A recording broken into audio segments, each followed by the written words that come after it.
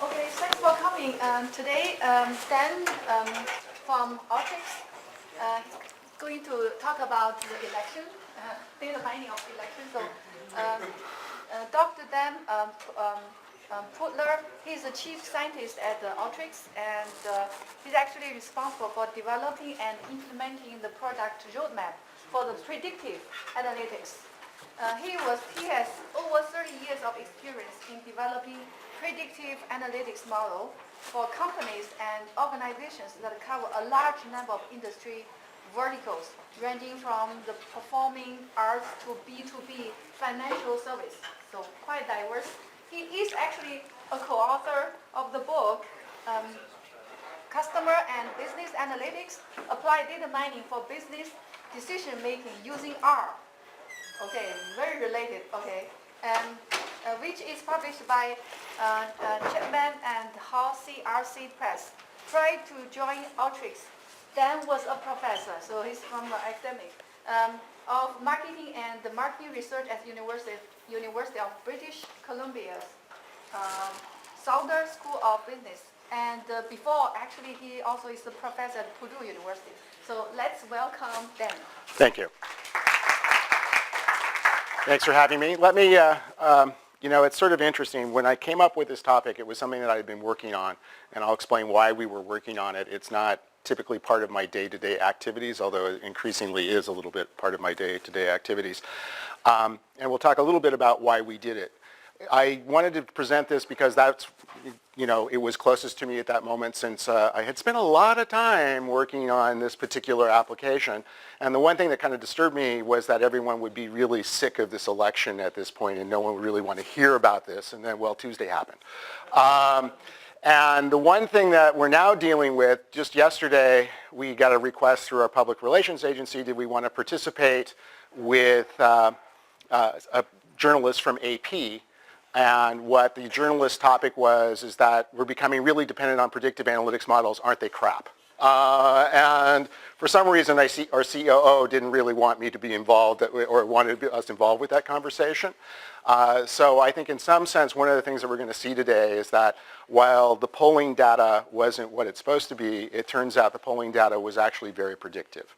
And we'll kind of go into it as well. Since the past several days, one of the things I've been taking advantage of is the good kindnesses of National Public Radio, who on their website had a really easily dealt with JSON format file with all the county level election results. So one of the things we'll be looking at is how did we actually do with this particular election app that we did, and how did that go. So there's going to be a number of things that we're going to be covering today. I have probably 2 times too much material. So I'm going to be, one of the things that my students always were amazed about is how much I could cram into a small period of time. Teaching marketing research in 5 weeks kind of taught me how to do that. It was painful for them. I'm sure it'll be painful for you. So I'm going to talk about a little bit about myself, probably not the way you would think as I get into this.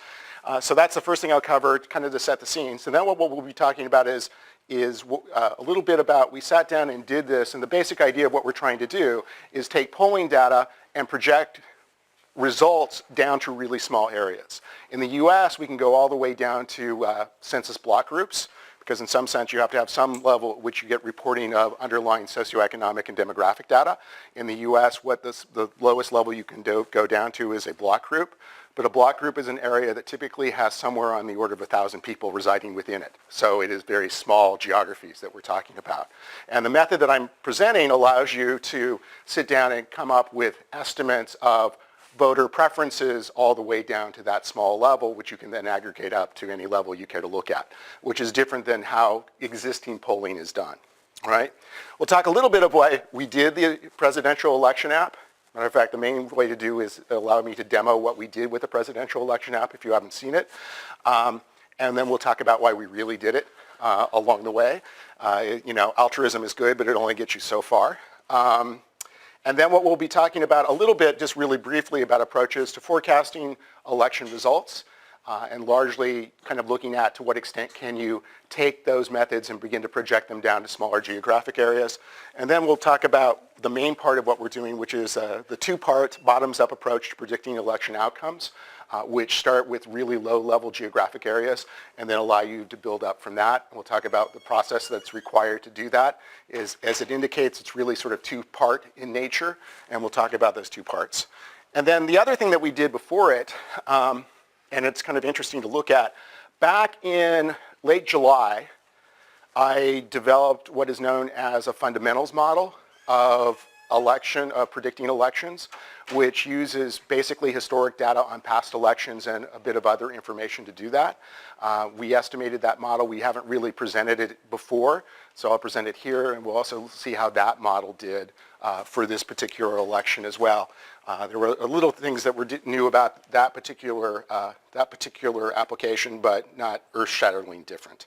And then what we'll do is we'll examine the performance of the two different models at the county level for the 2016 presidential election. This is, again, taking advantage of the lovely JSON file that NPR provided us with, which was the easiest scrape I've ever seen to get the underlying data associated with county level returns. And there will be some interesting results associated with that. So about me. So you got the formal sort of bio, the Alteryx official bio of who I am.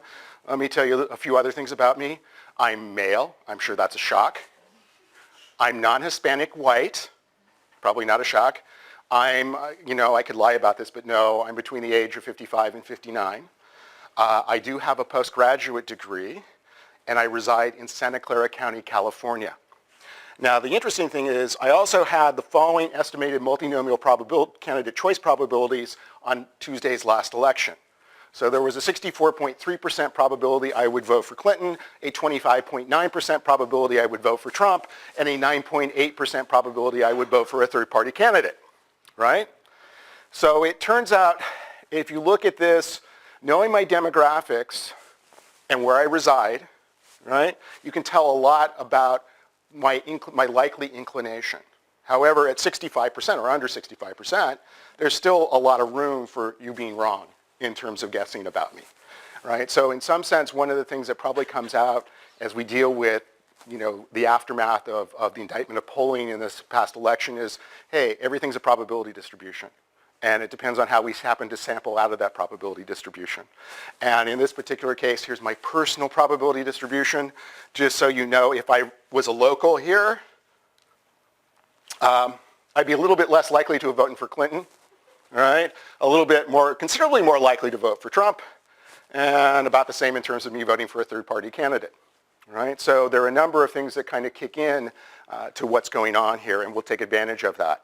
So it also gets us into the underlying nature of what goes on with polling data, is that we're dealing with data about individual decision making. All right, at the end of the day, and so we're going to sit down and take advantage of that to kind of build up the process that we're doing, and I'll talk a little bit about that a little bit later. The other reason why I wanted to go through this example was that, it kind of shows that, yeah, there are predictors out there. They do a reasonably good job, but there's still a lot of uncertainty associated with what goes on with those predictors. So, now the basic question is, we're trying to do it so you can get down to really low geographic areas in order to get an idea of what's going to go on. Why would anyone care to do that? Well, it's interesting to talk about, which is one of the reasons why we did it. But there are a number of things that really begin to matter if you look at running a campaign, right? So getting accurate small geographic area information is kind of important depending on your decisions as a campaign as to where you're going to allocate your resources for activities that are very specific from a geographic point of view. When you look at, say, something like buying television advertising time, that's pretty broad. You can survive on very broad geographies, because television markets are not particularly small. I'm assuming that Bloomington is really in the Indianapolis television market, right? I used to live in Lafayette, which had one TV station, and otherwise you had to go watch the Indy stations as well. So it's a media market that stretches from Bloomington to West Lafayette, and probably a little bit more beyond in both directions associated with it. For that sort of activity, you don't really need fine-grained sorts of things. But the things that are really labor-intensive, right, you typically do need to do things in a really kind of small geographic area.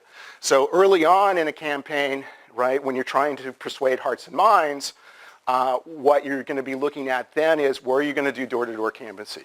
Where do you want to send your candidate or surrogates of that candidate to talk to people on a door-to-door basis so they can get to, you can sit down and do sort of the personal sales activity at the door when they are fairly persuasible. So that'll happen early on. As we get to the election day itself, right, a lot of what goes on is get out the vote efforts. I mean, literally driving little old ladies to the polls becomes a critical deal, right? So in that particular case, where do you want to make yourself known that you can get people to the polls? Well, that's going to be in a really micro-geographic area. And so you need to sit down and target those efforts associated with that. Also, while broadcast media works on really broad areas, right, mobile, bus shelters, buses, that sort of thing, and outdoor billboards are done at a very local level. So where do you want to make sure that you have those local advertisements for your candidate, right? That's going to be done on a very low geographic basis, so you're going to need to come up with good choices associated with that. You're going to have to be able to micro-target the geographic areas where you want to put that information. You also want to make sure you have plenty of yard signs show up in the appropriate places, probably places that are 50-50, right? So really sort of on the cusp. You want to have a large number of yard signs so you can kind of get a herd mentality going in that particular area and potentially swing enough additional votes your way. So there are a number of things where this is going to kind of come into play. So it does have value in and of itself. It doesn't explain why we did it, right? We're not working with any campaign. Turns out we have customers who use our software for doing this sort of thing on both the Republican and the Democratic side. And so it's kind of interesting. We sit down in the annual users conference and I talked to one group and sitting next to them was the other group and they didn't know it, which was sort of amusing. Associated with it. But if you sit down and look at the real reasons why we did it, well, we did it to create the presidential election app. And so what I'm going to do now, real quickly, is kind of show that because it would be a shame if I didn't. So I preloaded this. I can do another one. Actually, I will. Having lived in Indiana, I know what will be the interesting contrast to Bloomington in just a moment. So let me go here. And what we can do here is we can see what is going on in terms of how we calculated what was going to happen in the Bloomington area. So this actually is just using, under the hood, it's using Google's ability to find locations. We had a third-party company that sat down and did things with the things that we were doing. The data that you see here are the projections at a census tract level. Right? Census tract is typically somewhere on the order of about 4,000 people within it. The data that you're seeing here is what's coming out of the model. And so if you look at it here, what we're looking at, how we expect the effect of race, education, age, and gender to influence what's going on. And then if you really have really sharp eyes, because I can't really see it from here. So if you take out your binoculars at this moment, you'll see that Asians indicate 9.6%. That indicates that's what we expect 9.6 of the voting population to be Asian, 7.9% of the voting population to be African American, 3.6 black, 3.6 other race categories, 75.3% white, right? So we have, all those sorts of things. And if you look at it in terms of Bloomington, it's a pretty blue area. Yeah? I have a question. So when the Asians are being found out, or any other race, why isn't there a projection race versus age? So everybody in that race will not have the same opinion? Right. So there should be a projection that in this race, this age group, Implicitly there is, and we can talk a little bit about what goes on. So underneath the hood, what's driving this is actually allowing for three-way interaction effects. So you would definitely have the ability to look at the combined effect of race, age, and, say, gender. No, I'm referring to another one. So in one race, Uh-huh. I now want to drill down to that. Yeah, we could do that, but we didn't want to set up a decision cube because we wanted to show this really cleanly. So does that data exist? Oh yeah, but Which is what the candidate might want to see. yeah. So we have the ability to come up with those estimates. Right? We sat down and just broke it down this way because it was an easy thing to do. So that's what's going on here. Let me go to someplace else just to get a big contrast. Right? I don't know if they have the same.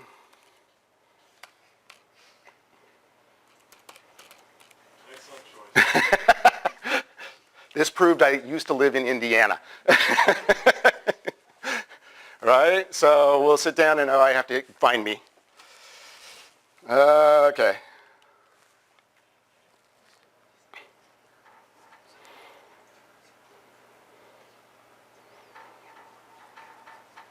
Okay. Yes.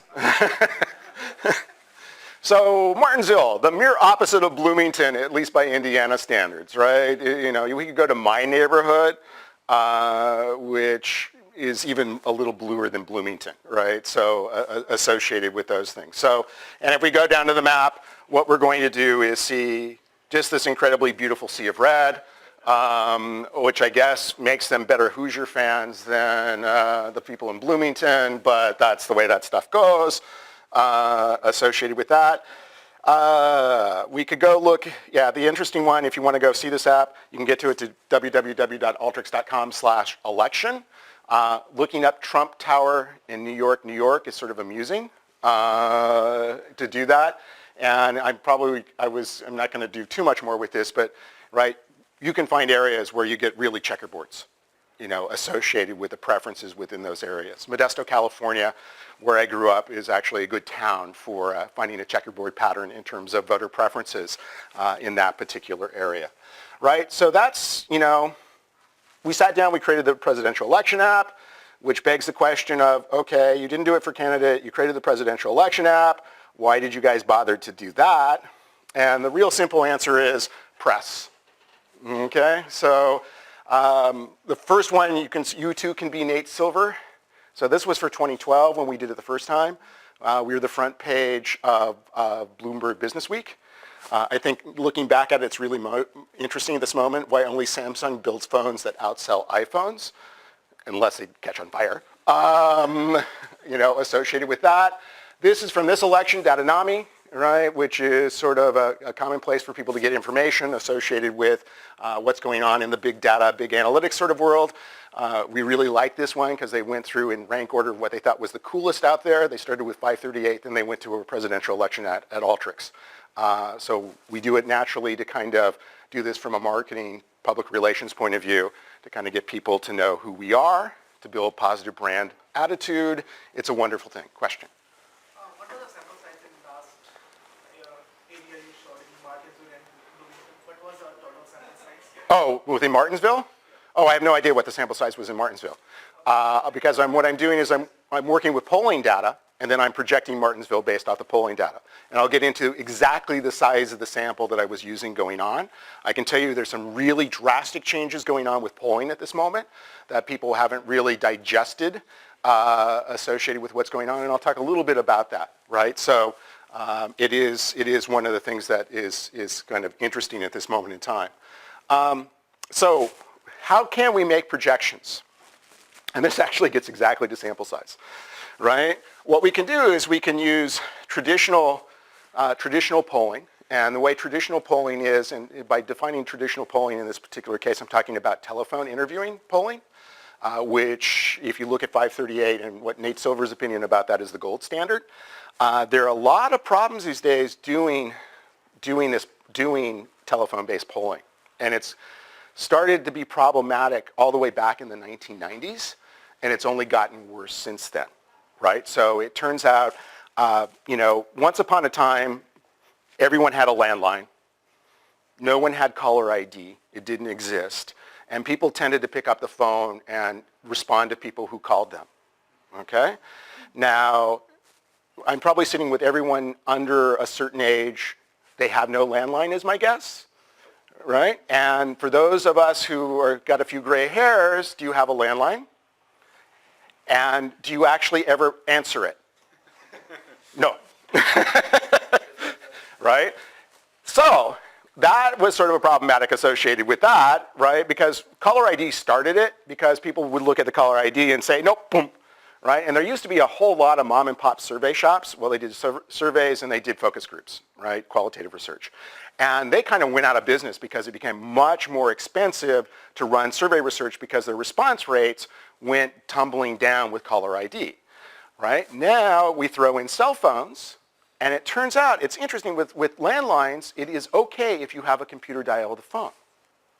With cell phones, it is illegal. You must hand dial each number, right? That's the law, right? And so getting cell phone, even interacting with any sort of level of cell phones, becomes a much more expensive proposition because you have to go hand dial the numbers. And then you, of course, get this really abysmal, response rate when it either, it gives you a number and you don't know, and you go click to the, and suddenly say, yeah, we're not going to talk to them, or let them talk to my voicemail, right? So it's become really difficult to do that. Internet polling is now becoming more prevalent, right? Both Google and SurveyMonkey are big in this particular election. It turns out if you look at a traditional telephone sample survey, say a national sample survey for a national political opinion on a presidential election, sample size is typically just over 1,000 people, right? Because it's so expensive to do. And now what they do is they try to do the bulk of it using landline, and then they fill in, include in that sample specifically cell phones at some level to kind of try to make it more representative, right? But what they can do is they can take sampling frames of the population to begin to do that, because you can get some sort of linkages between telephone numbers and other things. So you can come up with some sort of an underlying probability sample. If you look at the online polls, and we worked with SurveyMonkey, so we'll talk a little bit about SurveyMonkey in a moment, the way their polls worked is that if you showed up at SurveyMonkey for whatever reason, you could be asked, hey, would you be interested, a sample of those people, right, randomly selected set of those people were asked, would they be interested to fill out, a presidential poll? And they got a 25% click-through on that, which is remarkably high. But it is a convenient sample. It isn't, an underlying, easily documented sample. So after the fact, they tried to create sampling weights associated with it to make it representative of the population. And it turns out a lot of the analytics that they did on their part was actually figuring out what the appropriate sampling weights were to begin to deal with that particular issue. Sample sizes are drastically different. Like I said, a typical traditional telephone survey, around 1,000. In this cycle, they expect, SurveyMonkey figured that they would have 600,000 responses. We were using 10 days of data at 2 different times. The second one, which the current model is based off, had 36,000 people respond. So the sample sizes have become enormously larger, although their population characteristics are skewed, and they know that, and they try to adjust for that. And that kind of complicates things associated with it. Now the trick is, even when you do that, even on those large sample size, right, if you want to go down to a low level, it's really hard. Right? Because if you talk about it in terms of the number of counties in the U.S., there are over 3,100. So basically you can get, at best, 10 people per county. And then you've got counties like King County, Texas, which has 50 people in it. And you're probably not going to get anyone associated with it. If you go down to lower level census tracts, there's 72,000 census tracts. Right? So there's no way, when we look at small geographies, that you can talk about running polling in any reasonable sort of way, right? Just because there are too many subunits that are involved. And so that becomes problematic, and so you can't really use them for doing this sort of activity. We've got election and prediction betting markets, Betfair, Hypermine, Predictit, a number of others, which, it turns out probably about 20 years ago now, the guys in the econ and the business school at the University of Iowa created the Iowa political stock market, and for a long time that was considered the gold standard of coming up with predictions associated with elections and other things. It's all this wisdom of the crowd. The market mechanism is a wonderful thing. You can tell economists were involved when that's suddenly what people are talking about, et cetera, et cetera. That kind of went in an interesting sort of way, which I'll show in just a moment. The problem with that is that you can do betting, you can really talk about a betting market on an election basis. You can't really talk about a betting market going on for a small geographic area. So that becomes a bit of a problem. Fundamentals election models, which we'll talk about in a great deal more detail a little bit later, are a little bit better in terms of being able to go down. They can get you safely in the US down to county level. because that's the most consistent area in which election returns are returned. It turns out in some states they're good about releasing precinct level data. And once you get down to precinct level data, you probably have all the granularity you want. The number of states that release precinct level data is really small. And in California they do, but you have to get special permission from the county to receive that data. And so you have to go on a county by county basis, not even at the state level. You have to go to each county to get that underlying data. So it's sort of problematic from that point of view. I just wanted to bring up betting markets for a moment because this is just too amusing. This is the price of stock of a Donald Trump share through the course of the election. And you can see it had hops and bounds, but it had this, general gradual trend. I bet you can guess what day this is. Right? Yeah, not so good, but not that that's directly germane, but it's just too amusing not to include at this point in time. So let's talk a little bit about what we have done, right? So we've already talked about the fact that, you can't really run polling down to really low levels. That polling is probably the best way to get at a set of things that you are observable, like people's demographic and socioeconomic characteristics, and a couple other things. So what we do is basically have a two-step approach associated with it.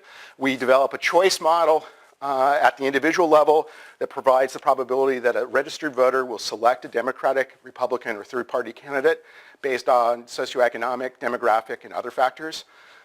So a good example of that, we did me. Another example is an Asian woman between the ages of 30 and 34 years of age with a bachelor's degree living in Cook County, Illinois, right?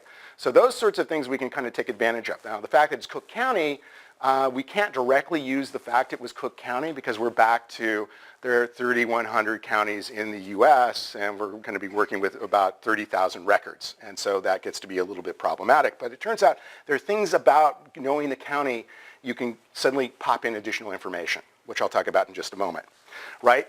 I've got this now at the individual level. Well, that's nice, but now what I need to do is aggregate it up, right? So what I need to do is I need to estimate the number of individuals who are eligible to vote, which means they are voting age and U.S. citizens, for each unique demographic and socioeconomic profile living in a small geographic area like a census tract or a block group, right? So I need to know how many people with that constellation. So I need to know how many American citizen, Asians, who are women who are between the ages of 30 and 34 and have a bachelor's degree in that particular area, right? It turns out some of that information is directly available from the American Community Survey and people who repackage that data. However, not the full set of information is available.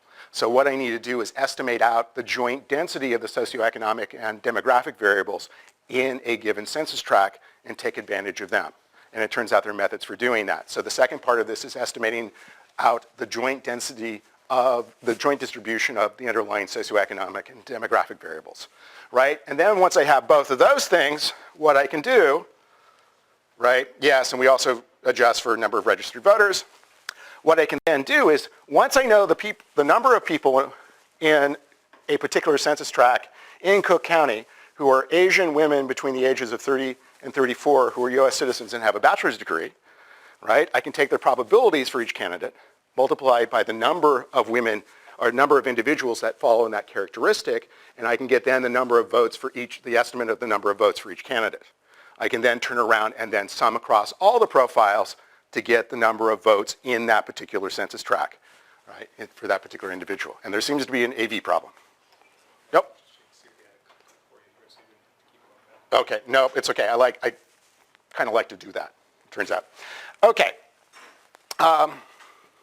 So as I've already indicated, the voter choice model was estimated using polling data obtained from SurveyMonkey. Right? It turns out we got 3 different dumps of this data. Through time, the last dump, each time we got it, well, actually one we ignored. The first one we did in basically the election app launched in the second, when did it launch? Mid-September. And what we did is we had data that was basically just at the end of August to early part of September. We then received a second dump of data, which we thought was going to be great. We figured the polls would be settled at that particular moment. And so that data ran until October 24th, which was the Tuesday of the, and then of course on Friday, Kumi then indicated that maybe they were reopening the investigation of Hillary Clinton. So going back to the part 2 of the previous slide, when aggregating the data up, what was the difference that was observed between the two data sets collected between the different durations and the actual data set that was collected after the elections? Was there a data set collected after elections? We did collect data after the, not polling data after the elections, but we have actual results after the elections. So was it assumed, was the projection which was done in part 2 assumed to be 100% correct, or there was some error rate associated with that? So what we're going to do at the end of the day, and that's that, so we didn't account, what we really were working with was with a registered voter population was the base, and not the actual voters who showed up. So there could be some sort of a, some sort of unknown level of impact that comes with it. Yeah, but it turns out what we're going to show is the bias wasn't very bad. We'll kind of get to that. It was much more correct than the media would have you believe about polling at this moment in time. Let's put it that way. It turns out what they do is they ask, who do you prefer to be president? Two different ways. One is just what's known as a head-to-head, where they're just asking you directly, are you going to vote for the Republican or the Democratic candidate? And it turns out a lot of the work that's been done in this area, they'll talk about vote shares for the major party candidates, and at some point we will do the same thing. But in estimating this model, we also included third party, right? We did it both using it broken down to basically Jill Stein and Gary Johnson and McEwen, and eventually we estimated models that way, and then we estimated models where we just aggregated all together the third-party candidates. The model that I'm presenting is based on the aggregate of the third-party candidates. It didn't really matter much associated with it, right? The demographic and socioeconomic variables included in the most recent SurveyMonkey polling data, it changed on us because it was syndicated data. One of them we really wish we could have still, but don't, and that is the underlying marital status of the individual, right? Never married women were particularly hostile towards Trump, okay? And we wish we could have had that particular data. It turns out as we go through this, it does create a curse of dimensionality associated with estimating the underlying joint distributions. And it turns out the way we did it, given the demographic variables we have, there are 1,530 unique profiles. When we throw in marital status, and then we also had income, which actually is not that predictive. But when we threw in income as well, and income has its own challenges, which I won't go into, but when we had those two additional variables kicked in, the number of profiles is multiplicative, right? So it's what goes on. We wound up with 1,530. It turns out when we had all of them, we had 17,300 unique profiles that we were estimating out, right? So it turns out the estimate for most groups in a census tract was, fractions of one. But you're looking, the best you can do is a joint distribution. The expected joint distribution is the underlying expectation you can look at. Right? So in this case, we have age, which was broken basically into 5-year groups, race, which are the groups that I've already kind of talked about, and you saw before, gender, and educational attainment, right? And so those are what we looked for that. It turns out the nice thing about SurveyMonkey data is, unlike any other polling data I've seen, they ask you your county of residence. And it turns out that is high enough up that the non-response bias to it isn't too bad. Right? So most people are willing to say, yeah, I live in Monroe County. And so that turns out to be actually very useful as we get into it, because we can suddenly begin to augment the data with data that's really more on a county basis. So what we could do in terms of augmentation, and it turns out, I'll talk a little bit more about it, it turns out this is the magic variable of doing modeling in politics, which is the partisan voting index. And I'll talk about what the partisan voting index is, right? So a lot of domains have magic variables that suddenly soak up a lot of the variance associated with what's going on. So this is like, feature engineering. And as we go into this is heavily feature engineered. The guys at the Cook political report who came up with it don't know what the term feature engineering is, but implicitly they did it, right? If you're looking at baseball, right, and you're looking at hitting, it's, there's nothing beats on-base percentage plus slugging percentage, right? It's just remarkable in terms of allowing you to predict how many runs a team's going to score.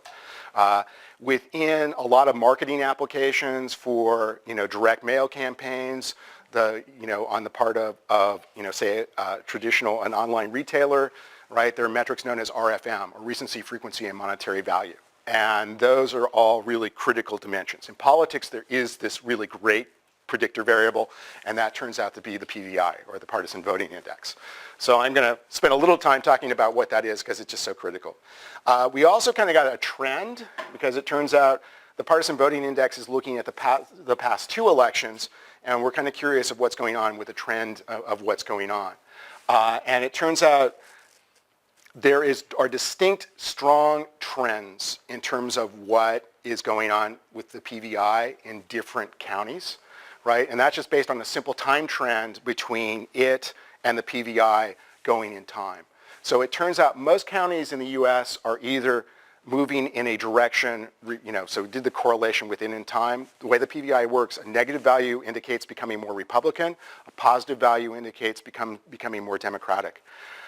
The time trend between PVI and that simple time trend, for most counties in the U.S., it is either between -1 and -0.9, or between 0.9 and 1. So there's incredible polarization that is going on at this moment in time. It's something that political scientists have called the big sort, right, associated with it, and you definitely see the big sort going on associated with what's happening. It turns out there are 3 things that matter for partisanships: region, race, and religion, the 3 R's of American politics. It turns out the Census Bureau doesn't collect any information on religion. It would sort of potentially violate the Establishment Clause, so they just don't want to touch it. And so what goes on is it turns out there is an organization whose exact name is escaping me. It's something like the Association of Statisticians for Religious Organizations, or something along those lines. And every 10 years, they produce a U.S. religion census. And what that is based on is not talking to individuals like the U.S. Census is, but instead what they do is they do a census of religious congregations in a county, and they get the number. Basically, can you tell me how many people are on your congregant list, right? So that gives you an idea of what's going on. Most recent data available for that is 2010, right? And then there was some indication that there are differences going on in terms of what's happening from a religious point of view. Evangelicals and members of the Church of Latter-day Saints have been trending very heavily, right, leaning increasingly more Republican in terms of what's going on. So that's why we included those variables. There was indications that there was a dichotomy going on between them in this particular elections, that in particular, people who were Mormon are not particularly fond of Donald Trump. Right? And so we wanted to potentially capture that effect as well. And that evangelicals were basically coming back to the fold and were supporting the Republican candidate. And then we have a set of state residence indicator variables, just in case there's some kind of spatial elements that we're not picking up any other way. And then finally, we have a third measure of sort of partisanship, another measure of partisanship a little bit different than the Partisan Voting Index. That we've got from Target Smart Communications, who's one of our customers. They work on the Democratic side, right? There's a company called Deeproot, which works on the Republican side, who's also one of our customers as well. So those are the companies that we see. So a little bit about the Partisan Voting Index. So it was developed by Cook Political Report to measure the political orientation of voters in a geographic area relative to the country as a whole. So everything's relative, it's not absolute. It can be applied down to any geographic area where presidential election voting returns are available. It turns out in most places in the U.S. that's the county level. Of course, there's an exception to that, which is Alaska, which has no counties, right? They have boroughs, but it's an optional form of government, and most of Alaska isn't in a borough. So there's no way to report, and it turns out what they have, the moral equivalent of it, are known as census census statistical areas. So some of the times you'll get this information with this area that has no county government whatsoever and is an invention of the Census Bureau, purely for reporting purposes. But the effect of the fact that they don't have counties means that they can't report data on a county basis. So as a result, Alaska in some of this analysis falls away just because what we can get is state level data, we can't get county level data. As I indicated, some states you can get precinct data, but it's few and far between. So a lot of what we're going to do is county level because that's the most reliable geography we can go down to at a low level to kind of see if things work. Right? It is based on the past 2 presidential elections. Right? So, you know, and some of the stuff that we've done is we've actually created PVIs going back all the way back to 1948 using, you know, election returns data. And it turns out if we look at what we're using is we're using a variation on what Cook used for the PVI. We're giving 75% weight to the most recent election and 25% weight to the prior election. A number of people have done some, well, there's a study that I'll talk about a little bit later by Hummel and Rothschilds where basically if you back out what they did, you know, the 75-25% split's about right. This is something that 538 uses in what they do. And we've tried it both ways, and yeah, that 75-25 seems to be the right way to break it down. It only looks at voting for the major party candidates. So third parties aren't really allowed. And it looks at the difference in a local area's results compared to the national level across those 2 elections. So the specific formula, and it's really, you know, very simple in terms of what goes on, is you look at the percentage of the vote in the 2012 election locally, and you subtract it from what the national vote was, right? So if it was, in this election, it looks like it's basically going to be 50-50, you know, when you take the major party vote. And so in this particular case, if you're looking at a county that went, you know, 70% for Clinton, what you're going to get is this value is going to suddenly turn out to be 20.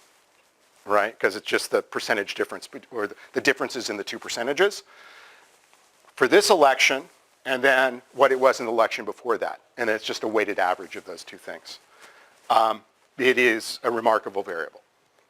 Right? So, the model itself. So this is where the data science-y thing comes in at this particular moment. We use several different modeling algorithms, and we checked a whole bunch of different hyperparameters on those underlying models. The underlying, we basically did everything in using a training set, test set sort of situation. And what we did is we basically determined what was the best model for predicting the test set using the training set to estimate those models. And then what we actually did is we re-estimated those models using all the data but the algorithm that was selected in the test set. The specific algorithms that we looked at were random forest models, gradient-based boosting models, so, and then feed-forward neural network models. In terms of the feed-forward neural nets, you know, they were single-layer, right, perceptron models. We do everything in Alteryx. The underlying statistical algorithms use R. R is not, you know, they're just now deep learning algorithms coming out, you know, for the R language at this moment in time. Neural network models were not beloved by statisticians for a long time. They're numerically incredibly unstable. And so as a result, you know, gee, they didn't really, I mean, you could get local optima problems all the time, so they tended to shy away from them. And then they had, you know, the work of Bryman and Friedman, you know, doing ensemble models of decision trees, and they seem to be a whole lot more robust associated with it. In this particular case, what we find is that the best model is a gradient-based boosting model with 3-way interactions. So interestingly enough, with political data, and this is kind of based on what we have seen with it and what both DeepRoot and TargetSmart have seen with it, for some reason, gradient-based boosting works really well with political data, right? So it's in other cases, you know, that's not true in every application, right? But it seems that gradient-based boosting, for whatever reason, is really good with political data, right? And then finally, as I indicated already, we took the best algorithm with the best set of hyperparameters on the test set, and we applied it to all the data, and that's what we do going forward. This is really small. I'm sorry about that. Associated with it, by far, Well, the number one predictor is the PVI. Interestingly enough, it's not about the individual, it's about where the individual resides. So it's using the county level PVI, and it turns out because of the great sort, that's a really good predictor of people's preferences for political campaigns, right? So you and your neighbors tend to vote alike, right? Which is one of the things we're running into. Followed by that is race, right? And that works exactly the way you'd expect. Followed by that is education. People with postgraduate education are most likely to head towards the skew Democratic. People with high school only educations are most likely to skew Republican. People with associate's degree are very similar associated with that skew. People with bachelor's degree don't skew as Democratic as people with postgraduate degrees, but they do skew much more Democratic, which was one of the big discussions that have shown up in the press through this. Age is sort of an interesting thing. Younger voters, third party, much more third party oriented. Older voters tend to be much more for Trump. If you look at sort of Hillary voters, they didn't have a strong age relationship, but it was more on third party versus Trump that we were kind of seeing. Who did you vote for instead of Hillary, I guess is the way to put it. Gender, which runs exactly the way you'd expect or has been talked about. And then we get the interesting effect of religion and area. So what we do is we find that evangelicals are much more on the Trump bandwagon.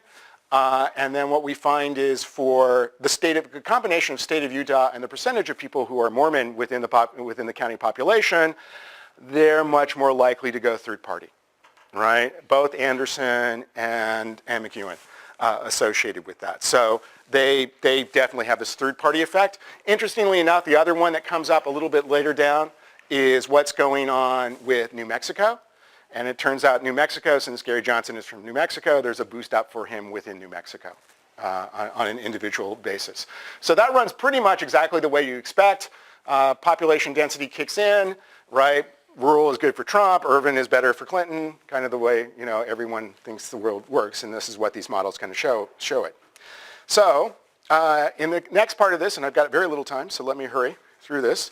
What we're going to do is sit down and calculate out the number of people within an area that fit a particular socioeconomic and demographic profile. And I said there's 1,530 of those socioeconomic and political and socioeconomic and demographic profiles. The way we're going to do that is through iterative proportional fitting, which is not a new method since it was invented in the 1940s, but it is still a very good method. There have been improvements on that method, although they're computationally very challenging, right? And they don't buy you that much. Having invented one of those methods, I'm afraid it's the case. One of the alternative methods, right? And so the basic idea is what we're going to do is look at the underlying relationships between those variables using what you could really kind of call a prior table, right? So what we're going to do is say, hey, across the population as a whole, how are those variables kind of interrelated together? And so we're going to essentially use that underlying overall population data where we have the actual underlying, because at the end of the day, when you create this joint density, what you're really doing is you're estimating out the interior cells of a contingency table. And so what we do is we create a true contingency table using individual data that we get from the American Community Survey public usage microsample data, the most recent available as 2010 to 2014, and use that to inform us what the underlying relationships are between the demographic variables. And then what we're going to do is take the univariate marginal distributions of the variables we're looking at, so race, gender, etc.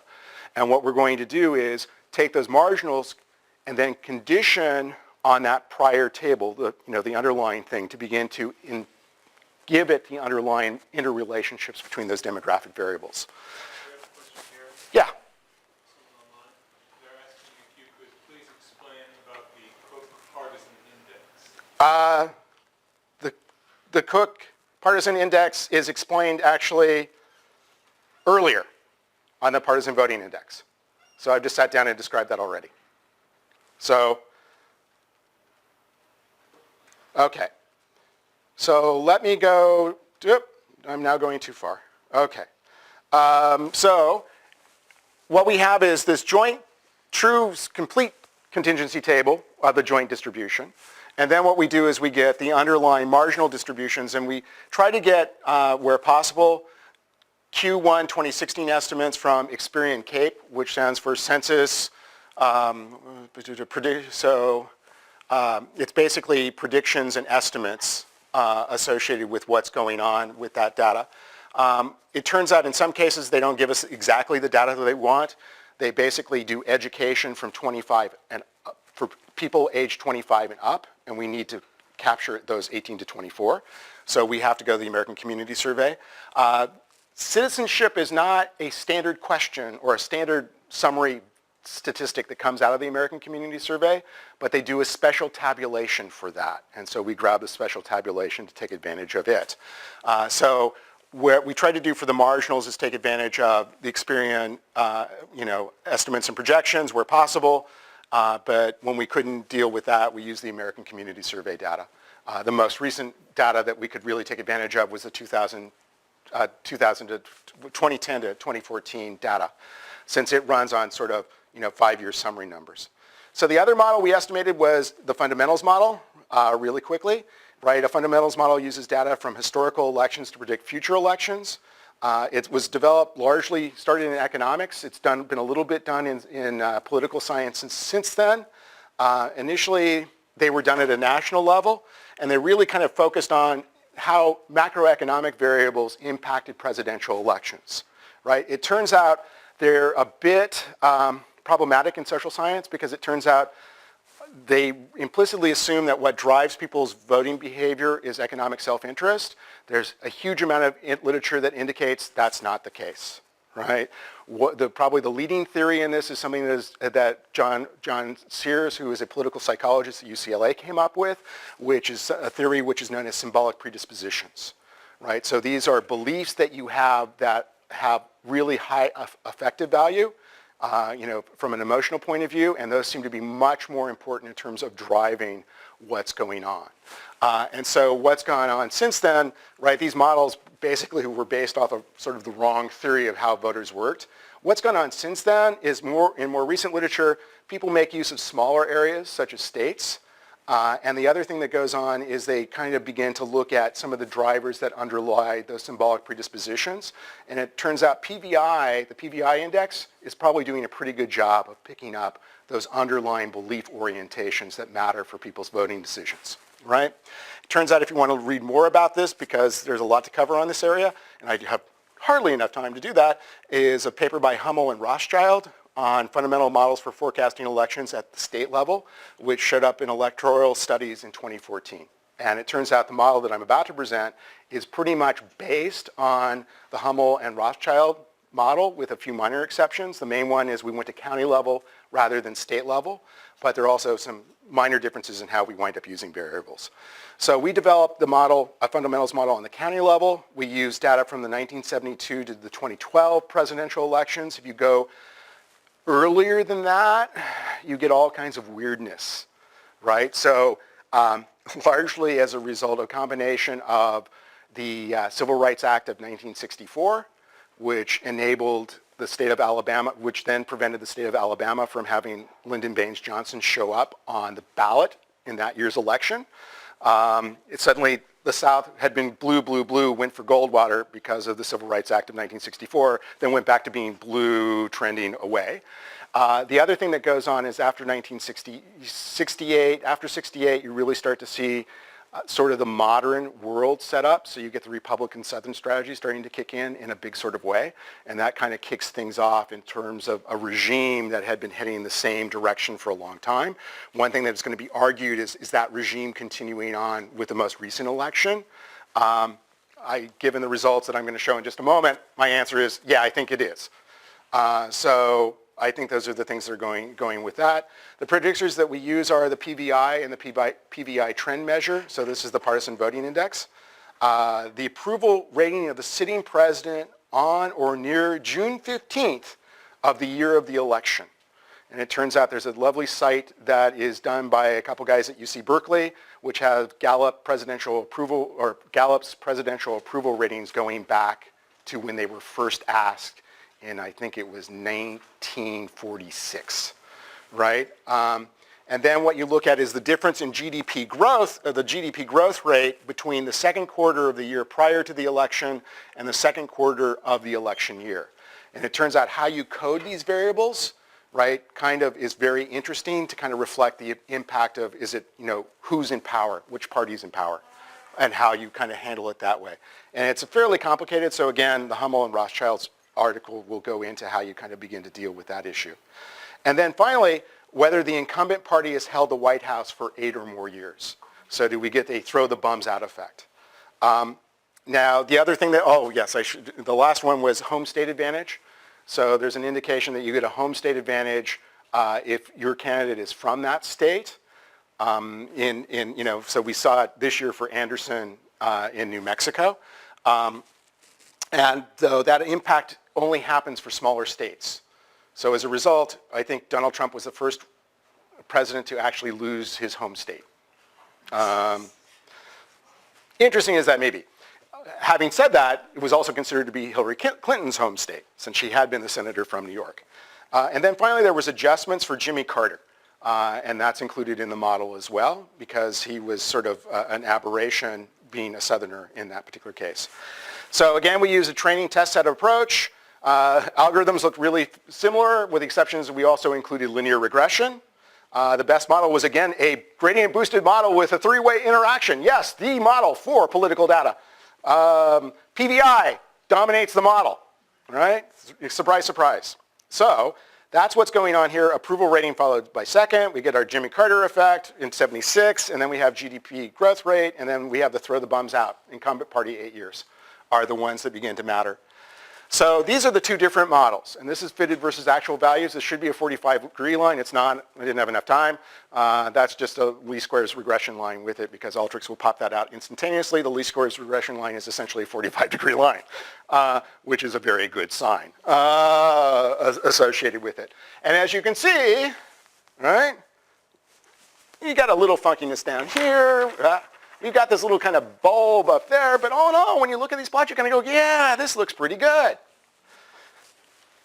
Right? And again, this is the data from this election that we're looking at. And let's look at, this was the interesting one where I can show you both a residual plot and I can show you confusion matrices, because I'm going to see which party won in each county.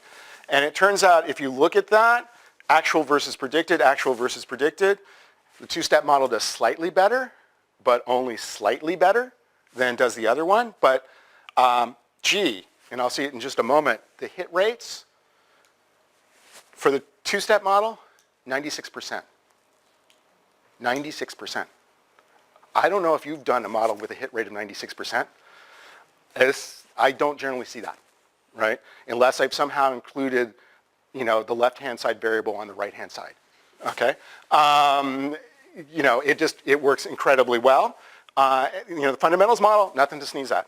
It's just under 95% hit rate, right? So very predictable.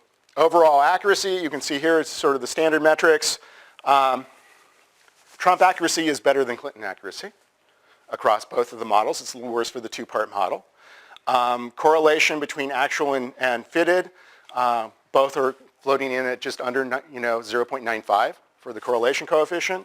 Interestingly enough, suddenly the fundamentals model do things a little bit better in terms of other metrics of goodness of fit of the two models. But if I look across the two of them, I would tend to lead towards the two-part model, but my preference isn't strong, right? I estimated that, I did the forecast. The forecasts you were seeing were done based on the fundamentals model, were done on July 31. Months before the election, okay? So it's very predictable. So, and I'm now running over, so let me go real quickly through my last slide. So in this talk, an approach for creating election-based polling data estimates or forecasts for any geographic area is presented, and it relies heavily on demographic and socioeconomic data. The approach is applied to data from the 2016 U.S. presidential election, and analysis presented that shows its predictive efficacy using county-level election returns. There are deficiencies still in this particular approach. You can tell this is the last slide I did. Right? I'm just getting point estimates here. There are no measures of uncertainty. Right? As we know from this past elections, measures of uncertainty matter a great deal. Right? As Nate Silver has pointed out, his last forecast before said there was a 30% chance that Trump would win. 30% is non-trivial. And he did. Right? Eventually, when we look at what's going on here, we're going to have to use some sort of simulation method to come up with those measures of uncertainty. I think it's going to be a little bit complicated. I can tell where basically lots of computer cycles would be consumed in order to do that, but it's something that really kind of should be done. But having said that, the point estimates are darn good. There is currently, there are currently a number of stories which I started out this talk with. Media saying, well, the polls were horribly long. Maybe we need to throw the stuff out. The polls had problems. But using polling data, on a county level, I can get 96%, hit rates, which are incredibly high. So are the polls completely broken? No. Were there some minor issues with them? Probably. But it's hardly, it's not time to, call it in that polling is garbage and we should just ignore it. And instead what we'll do is use chicken entrails, right? And that's not really where we are, right? Yeah, so that's just reiterating the point I just gave. It'll be interesting based off these estimates to look at where did the models go wrong and what were the characteristics of those counties where the models went most wrong. And that's probably going to be indicative of what is going on in the underlying mix that really needs to be accounted for now. And so this is how I'm going to actually spend my weekend. As I'm on the Southwest flights from here back to San Jose, we're going to start to crank on those particular questions. And this is how I occupy my weekends as well. With that, any final questions? Yeah. Specifically building on to that last point, are there any emerging consensuses as to what the models seem to be off, what they seem to have missed? So my guess is there's always been a trick. So we're looking at stuff for, our population base is registered voters. That's not who show their little selves up at the polls necessarily, right?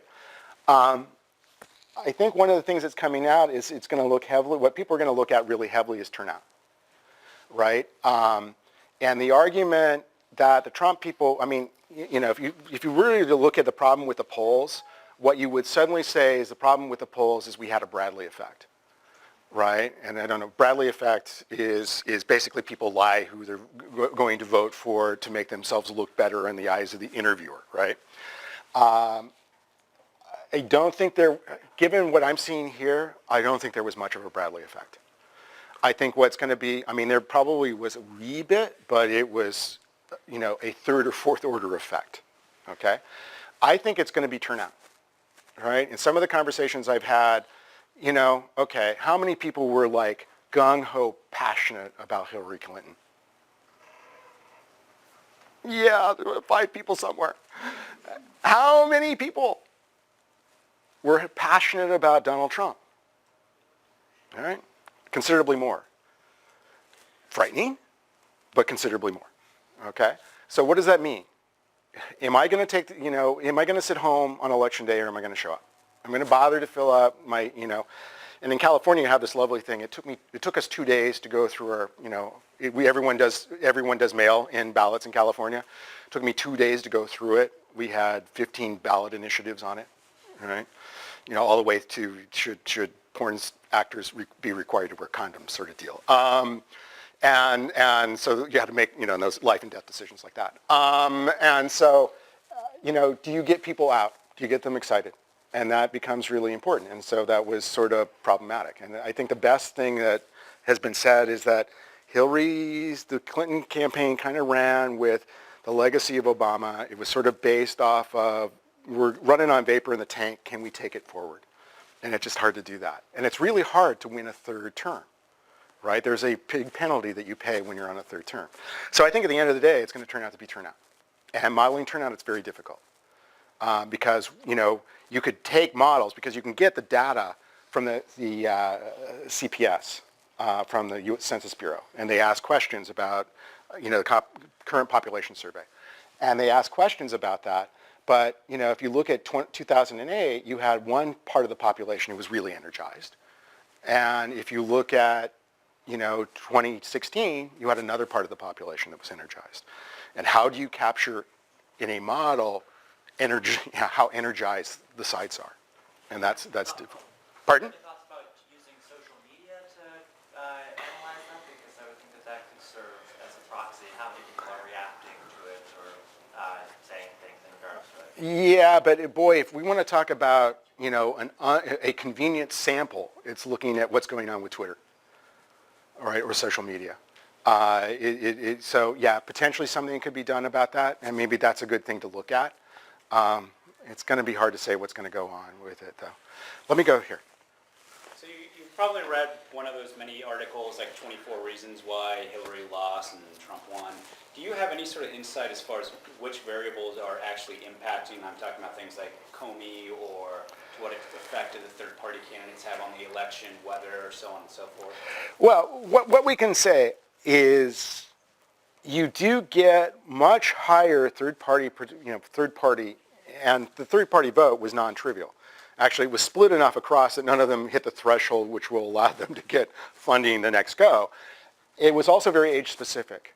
So basically 18 to 24, and then, both the 18 to 24 and the 25 to 29 age groups tended to be much more skewed third-party this go.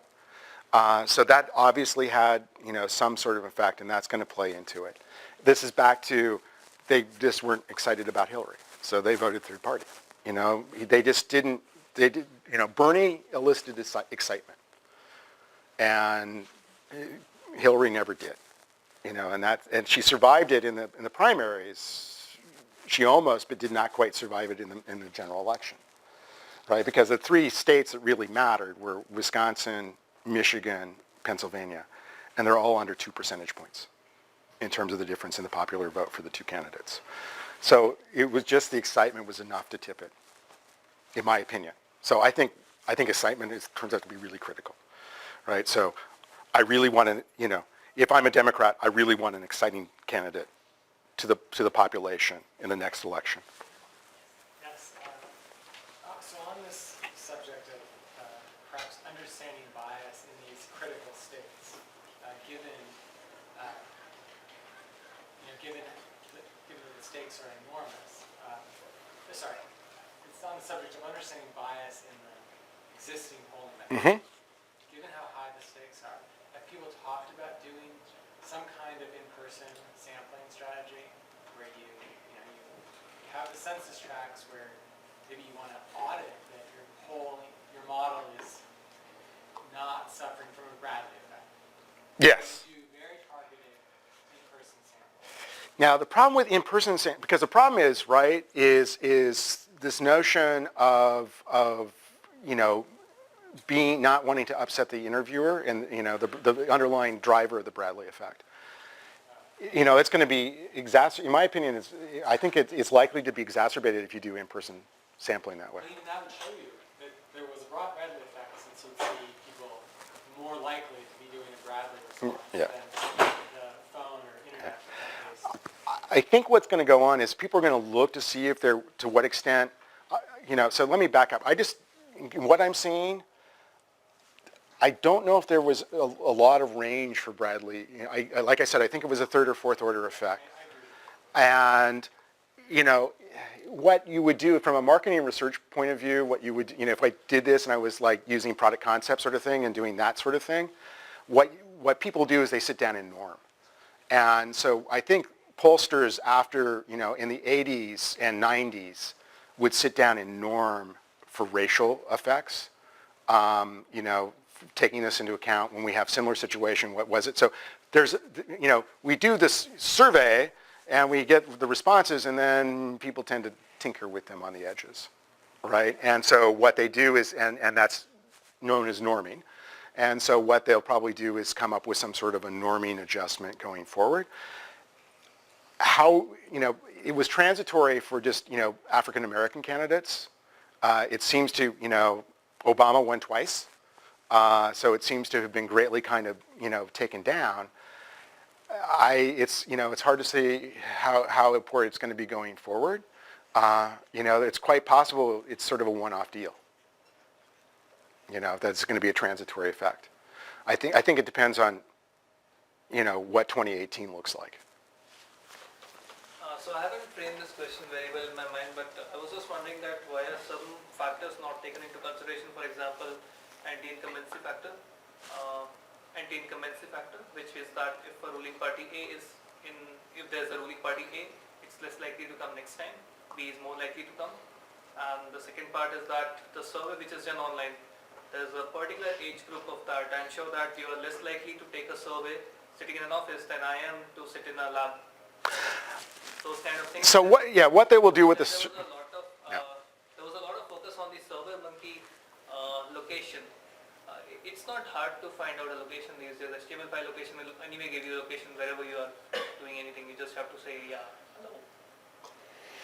Well, So survey monkey actually puts things into it's a very very target specific now. So survey monkey has more users in the age group of 20 to 25. So what they do is they know that. They know the biases of what they're dealing with. So what they do is they use sampling weights when they do the projections associated with it, right? So a lot of what they're doing in the analytics that they did was coming up with ways of coming up with appropriate sampling weights. So we don't have the samples for the other part of the age group, which is also a considerable population. For example, 55 plus. No, they get people who are 55 plus. And what you'll find is that someone who's 55 plus who's taking a monkey survey gets upweighted. What they find the big bias. There's a higher bias on his thinking. But that's also true of telephone surveys. So there was the USC Los Angeles Times survey that was really aberrant from all the other polling data. And when you really dug in, there was something in the upshot on the New York Times that talked about it. So it turns out what really drove a lot of their results is that African Americans tend to be less likely to respond to polling than other population groups, particularly younger African Americans. So there was a young man, 18-year-old African American in Illinois, who was a Trump supporter, and his sampling weight was 30, and so suddenly that drove a lot of what looked like. That's what I'm coming to. Yes. So So when we have a bias set for sampling, we don't actually get the correct results, and it's very hard to model these things. But what I'm going to say here is that based on what we're seeing in this data, the bias in the polling data is not perfect, but the biases are not, it's not that it's fundamentally flawed, right? You can sit down and work with polling data and get a 96% hit rate on counties, right? If you look at the swing in this election, so it's expected that Hillary will ultimately get 1% more than Trump of the popular vote, okay? Right, so the indicated was that she would get 3.5% more than he would. The difference is 2.5%.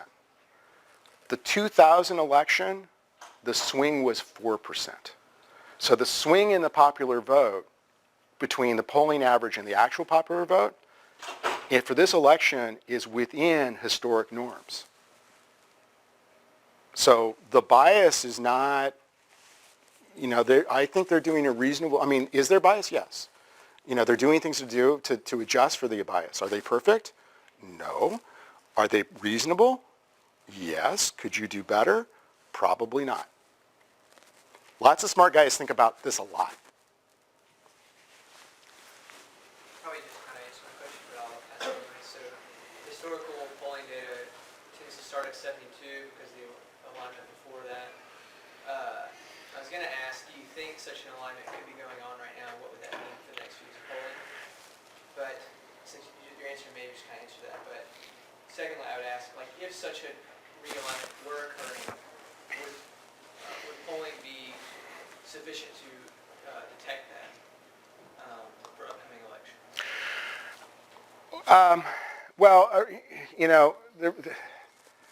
And I really don't know the answer to that question. I think there may be a sort of cross purposes. What will go on, right, is that realignments are likely to be captured pretty rapidly in the PVI. I think in some sense, if I were to say, anything about this stuff is you look at what they norm on, and they do it on gender, on race, on age, on income. There's several variables that they try to make representative. One thing that's kind of gone on is that income is increasingly less a predictor of your political behavior. Matter of fact, as I said, income, we didn't miss losing income as a predictor because it was not, it had some pop to it, but the pop was not, the impacts were not particularly consistent. So what it may mean is that you want to norm, come up with sampling weights on different criteria, right? In that currently aren't being used. Part of the problem is that they're not collected by the Census Bureau. And what you can get is what the Census Bureau collects, right? In some sense, what we're doing is you say, hey, and counties are too small a geography. Again, there are 3,100 counties in the U.S., 3,111, right? So it gets to be a little bit tricky, that way. But what you could do is you could put things into PVI groups and using, and based off of, and what you're then kind of stratifying on is county of residence, right? You aren't using the county directly, you're using characteristics of that county to do the stratification on. But that is one way to kind of sit down and talk about it. So at some point, I've met with John Cohen and Mike and Mark Blumenthal at SurveyMonkey. A couple weeks from now, I'll probably sit down with them and go over what we've kind of shown. So we'll probably sit down and there'll be conversations going on with us and the folks at SurveyMonkey about potential ways that you could begin to address some of these issues. But I think what you may want to do is select a slightly different set of variables that you want to do your norming on, or your stratification or your sample weights on. Okay. Oof. The last one. Well, that was an excellent work which you have shown us. So how many data scientists from Alteryx have worked on this? On the create the data? Yeah, on everything. Oh, on everything, 3 of us. So the data, I was the data guy. So all the models, et cetera, grabbing the data, cleaning the data, and running the models, I did.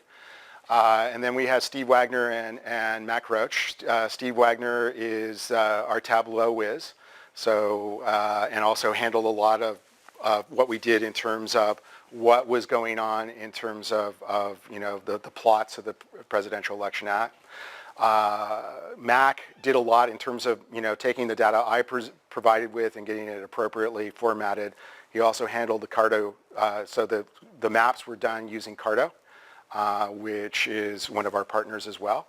And so he was sort of our Carto whiz. So there were, and then we throw in a bunch of people in our PR and our marketing, and we had our QA, we had QA people, quality assurance people involved.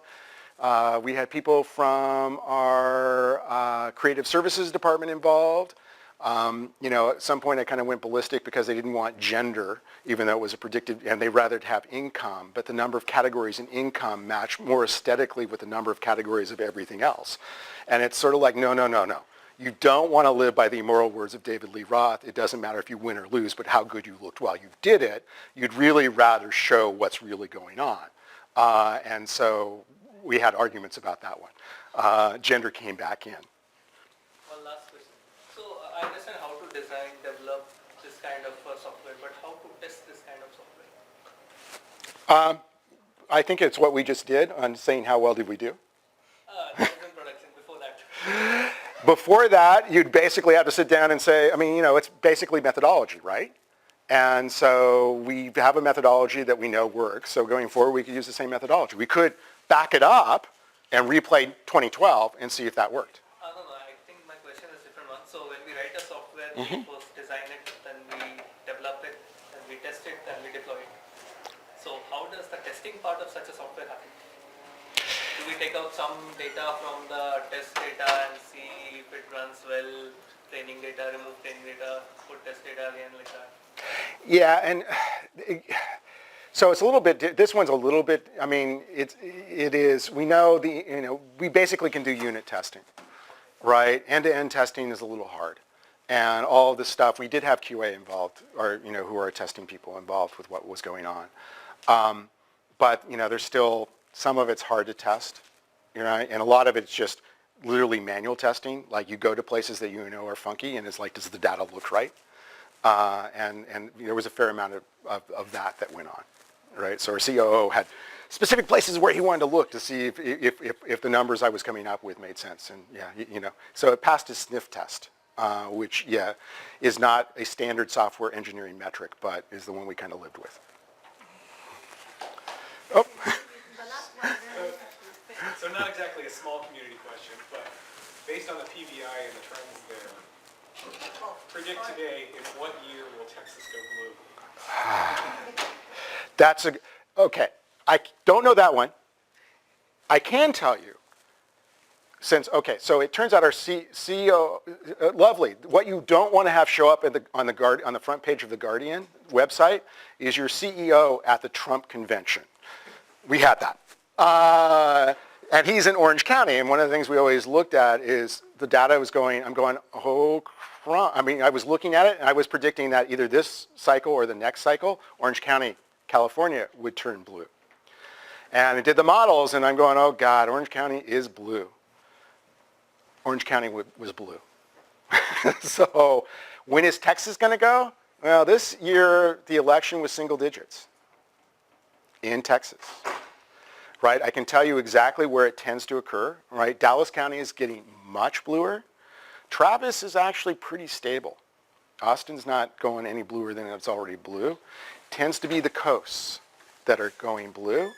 I think it's still at least 20 years away, but it could definitely happen. Okay, thank you very much. We have another time at 3 o'clock. Thank you.